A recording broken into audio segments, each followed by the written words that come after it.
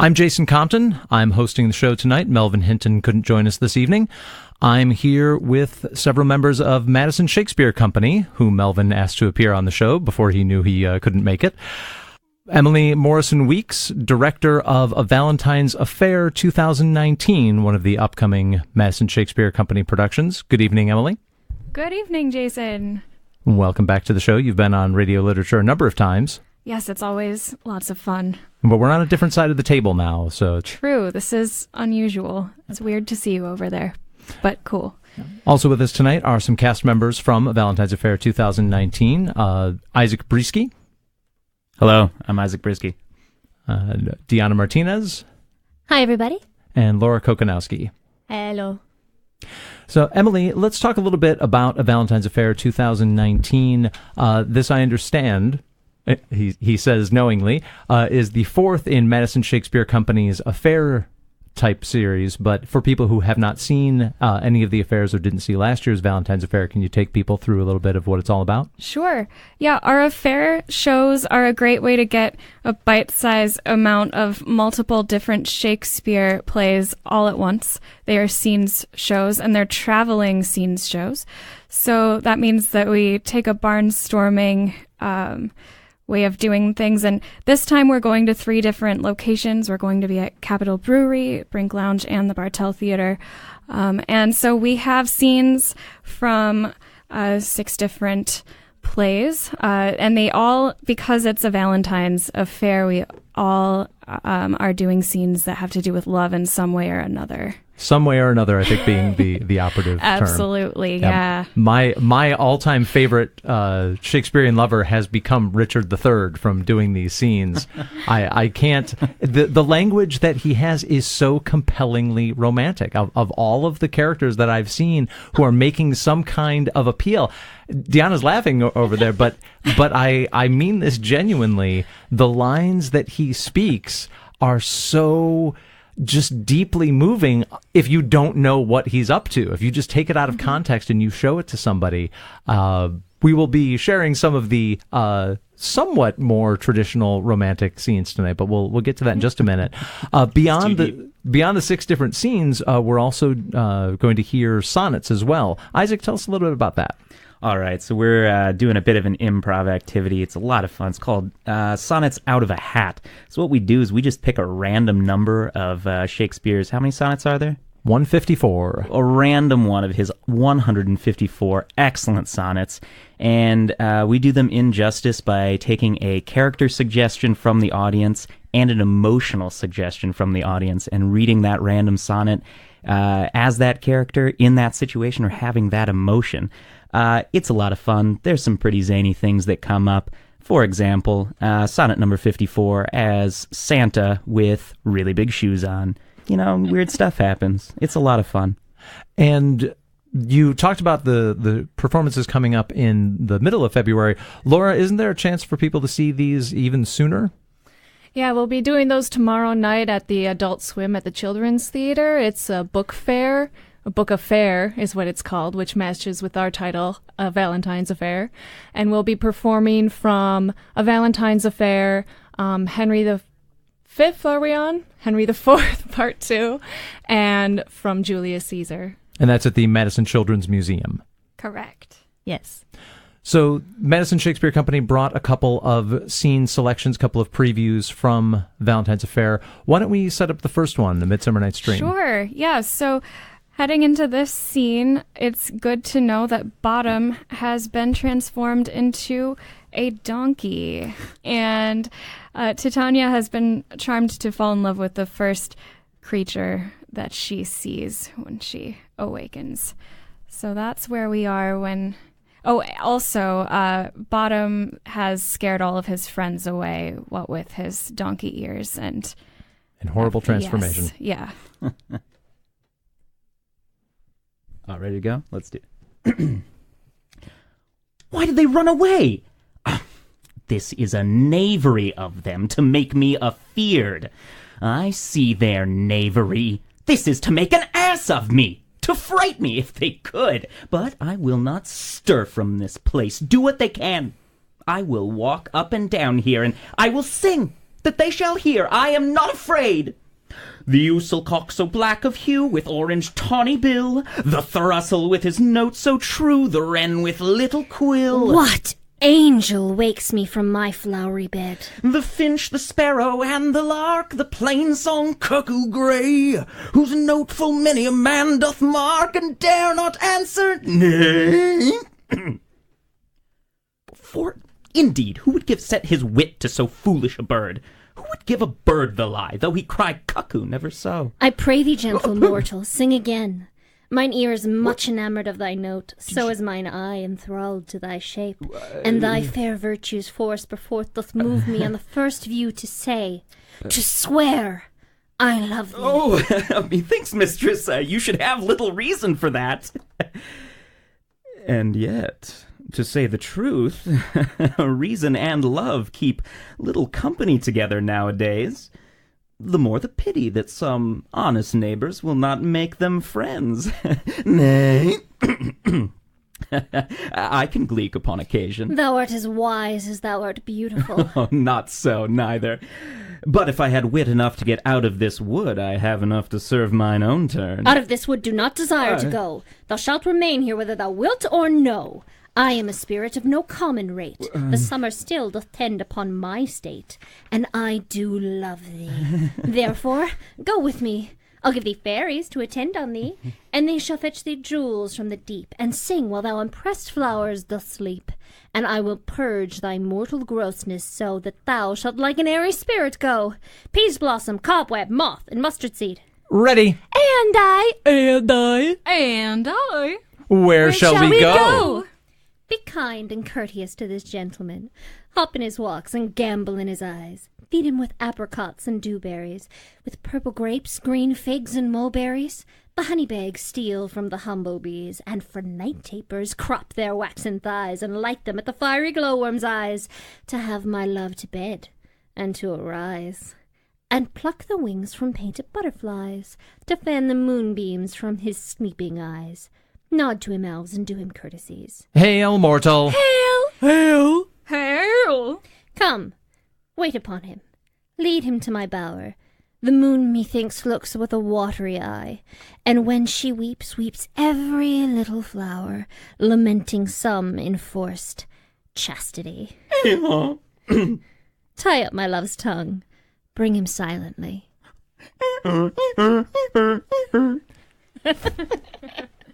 Perfect. You are listening to Radio Literature on WORT 89.9 FM. WORT needs your help to answer pledge phones during our winter pledge drive from February 25th through March 10th. Please sign up as soon as possible directly via our website, wortfm.org, or call 256-2001 during business hours. I'm Jason Compton, sitting in for regular host Melvin Hinton, who will be back with us next week. So thank you very much, Madison Shakespeare Company, for that first sample from A Valentine's Affair 2019, a visit to Midsummer Night's Dream, one of the better-known, more thoroughly grooved selections from the Shakespearean canon. Emily, do you want to talk a little bit about your approach to that scene? Because that is the first time that Madison Shakespeare Company has done a scene from Midsummer Night's Dream in its 7-year history. Sure. Yeah, we just had a lot of fun with it. We did introduce some puppetry into this scene, and I actually had the cast get together and build their own puppets. We got together one night and did that. That was a good time. And yeah, we're just keeping it really lively, keeping it really fun, and it's a great way to open the show because I think seeing something familiar will help to draw an audience in at the beginning of a show when they're really not sure what they're going to see. Laura and Deanna, you were both part of the very first affair show that Madison Shakespeare Company did back in 2015. Talk a little bit about that approach as a performer, taking on multiple roles in multiple scenes in a very compressed span of time. Yeah, I think Deanna and I were a little bit revolutionary in that we decided to use very simple costume pieces in order to change our characters. So it helped the audience follow along that we were a new character, and it also helped us kind of get into our new characters. you play so many different people, you have to find a way for yourself to distinguish between one character and the next. I think the first one, did we each play about 3 or 4 different characters? That sounds about right, yeah. Yeah, and the easy way to switch from one character to another is, this character has this jacket and this character has a sash, and it just, especially if you're transitioning from perhaps playing a woman to a man, it really helps the audience and yourself keep track. And so you like that physical indicator, that yes. costume, yes, as opposed to the Burt Reynolds school of acting where you ask yourself what kind of car does this guy drive and then make the rest of your character choices accordingly. That's very useful too, but that's not a process we went through. I'm not entirely certain that any of our characters would drive a carriage, maybe. No? Well, I find it a useful question to ask. Now, ever since that old Saturday Night, he says, it's from the late 90s, but the Saturday Night Live bit about Star Wars casting calls, and you see Burt Reynolds auditioning for Darth Vader, and George Lucas is telling him all these things about the Force, and he just says, let me ask you one question. What kind of car does this guy drive? Sometimes it's that simple. Yeah. So, Isaac, you have been given the interesting challenge of playing Parolles in All's Well That Ends Well, which is, in contrast to Midsummer Night's Dream, one of the lesser known of Shakespeare's comedies. It is a long title, but not as long of a production history. But Parolles is a very different kind of character than say some of the Ferdinands, the more traditional lovers, or the great heroes. Tell us a little bit about Parolles. Well, Parolles is a military captain who's still alive and has renown simply because he's so good at running away from battle.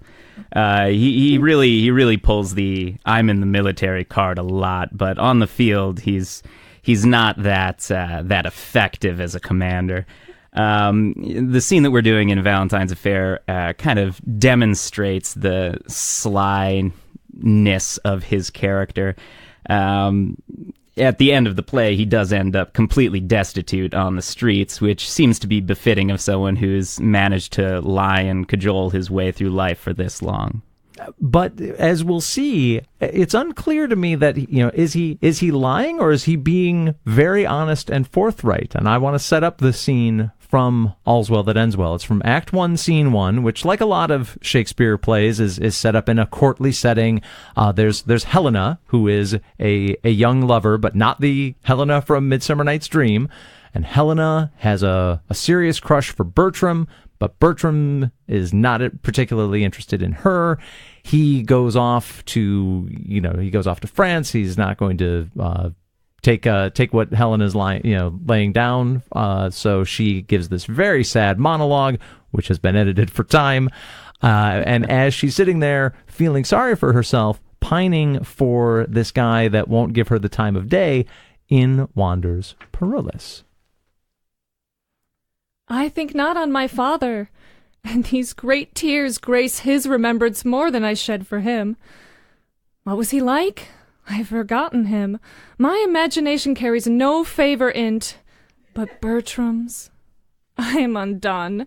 There is no living, none, if Bertram be away. Who comes here? One that goes with him. I love him for his sake, and yet I know him a notorious liar, think him a great way fool, solely a coward, yet these fixed evils sit so fit in him that they take place, when virtue's steely bones look bleaked in the cold wind. Withal, full oft we see cold wisdom waiting on superfluous folly. Save you, fair queen. And you, monarch? No. And no. Are you meditating on virginity? Aye. You have some stain of soldier in you. Let me ask you a question. Man is enemy to virginity. How may we barricado it against him? Keep him out. But he assails, and our virginity, though valiant in the defense, yet is weak. Unfold to us some warlike resistance. There is none. Man, sitting down before you, will undermine you and blow you up. Bless our poor virginity from underminers and blowers up. Is there no military policy how virgins might blow up men? Virginity being blown down, man will quicklier be blown up. Mary, In blowing him down again, with the breach yourselves made, you lose your city. It is not politic in the commonwealth of nature to preserve virginity. Loss of virginity is rational increase, and there was never virgin got till virginity was first lost. That you were made of is metal to make virgins. Virginity by being once lost may be 10 times found. By being ever kept, it is ever lost. 'Tis too cold a companion. Away with it. I will stand for it a little, though therefore I die a virgin. There's little can be said in't. 'Tis against the rule of nature. To speak on the part of virginity is to accuse your mothers, which is most infallible disobedience. He that hangs himself is a virgin. Virginity murders itself, and should be buried in highways out of all sanctified limit as a desperate offendress against nature. Virginity breeds mites, much like a cheese, consumes itself to the very paring, and so dies with feeding his own stomach. Besides, virginity is peevish, proud, idle, made of self-love, which is the most inhibited sin in the canon. Keep it not. You cannot choose but lose by it. Out with it. Within 10 years it will make itself 10, which is a goodly increase. And the principle itself, not much the worse. Away with it. How might one do, sir, to lose it to her own liking? Let me see. Marry, ill, to like him that ne'er it likes. 'Tis a commodity, will lose the gloss with lying. The longer kept, the less worth. Off with it while 'tis vendible. Answer the time of request. Virginity, like an old courtier, wears her cap out of fashion, richly suited, but unsuitable. Just like the brooch and the toothpick, which wear not now. Your date is better in your pie and your porridge than in your cheek. And your virginity, your old virginity, is like one of our French withered pears. It looks ill, it eats dryly. Marry, 'tis a withered pear. It was formerly better. Marry, yet 'tis a withered pear. Will you anything with it? And I ask you, where were the lies?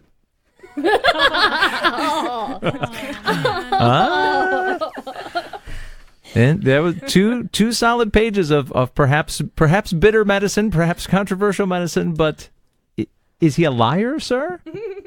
Or is he just saying things that are better unsaid? Jason, I have learned something about my character after this experience with you. Coming back to, actually, we'll go to the character of Helena really quick. Emily, do you want to talk a little bit about the members of the cast that we weren't able to bring here this evening? And Sure, yeah. So we were not able to bring Isika Brelanthan or Christian Stevenson tonight. Isika would normally be playing Helena, so thank you, Laura, for jumping in there. Yes, so Isika was not able to make it for reasons unrelated to theater. Christian is actually, like Jason and Isaac, doing 2 shows with MSC right now. The 3 of them are involved with Henry IV Part 2, which is also happening at the Bartel February 8th through 16th. So Christian's at rehearsal right now.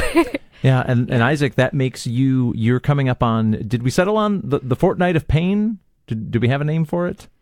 I'd say that's an appropriate title. It goes by many names, a beast of many shapes. Meaning that starting on this Sunday, you will have a performance or a dress rehearsal every single night for 14 straight nights. Is that correct? Yeah, that sounds about right. How you feeling about that?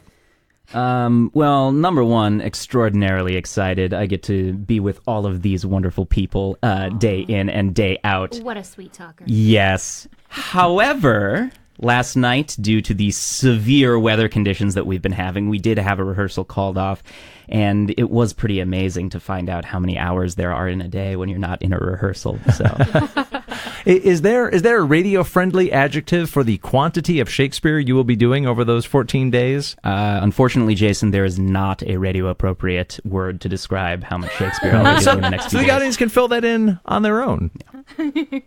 Deanna, you get the unique pleasure of being in one of the scenes that I was hinting at earlier, the Richard III scene, because Oh, yes. MSC has brought back Richard III, who I again insist is one of Shakespeare's greatest lovers for the second year in a row, in a different scene than from last year. Can you talk a little bit about the amount that you've seen our stage manager need to sort of scrub her skin after that scene and to tee that up for the audience? Well, we were talking about how this show is a myriad of different types of and shades of love and romance and such like this. This definitely falls on the far end of the spectrum of kind of skin crawly squeaky. But all he's doing is proposing marriage to your daughter. He is he has. Jason, your character has killed my character's two sons, stolen the throne, and is proposing marriage to my daughter, of whom your character talks about her nest of spicery. I cannot make you what amends I would, therefore accept such kindness as I can. So that's a no? You know, you're right. Taken out of context, they are very romantic, but in their context, oh man, like they make your skin crawl, but in a really fantastic way. And honestly, the scene is a lot of fun for me because we get a lot of back and forth, and as much as my character is upset at what he's saying and definitely barricadoing against him, but she's also kind of having fun because she gets to mock him while she does it. And Emily, although most of the scenes in this year's Valentine's Affair are new, never before seen or not seen on an MSC stage for a long time, a couple were in the show last year but looked very different. Talk about, as a director, revisiting those scenes with a different cast, different approach, how that changes year to year. Sure. Yeah, so two of the scenes that we're doing this year, we brought back a Tempest scene, and we brought back a Troilus and Cressida scene. We really, after last year, we looked at what we had done and really felt like those two would be good to keep around. It's a lot of, reviewing how things were last year, but not so much before the cast comes in. The real work really happens when the humans are involved, and I look at the actors together and I think, okay, so how do these people move and how do these people express their emotions differently than the ones that I was working with before? And it's really fun to sort of play with that and experiment with things that are different from what I tried with the same script last year. And presuming that people are intrigued enough to learn more, see more of these scenes, spend their Valentine's Day or their run-up to Valentine's Day with an hour or so of Shakespearean scenes and some improvised sonnets, where would they do that? So, on February 12th, folks can make their way over to Capitol Brewery in Middleton. That will be at 7 p.m. If they can't make the 12th, don't worry, you can come on February 13th at the Brink Lounge at 7 p.m.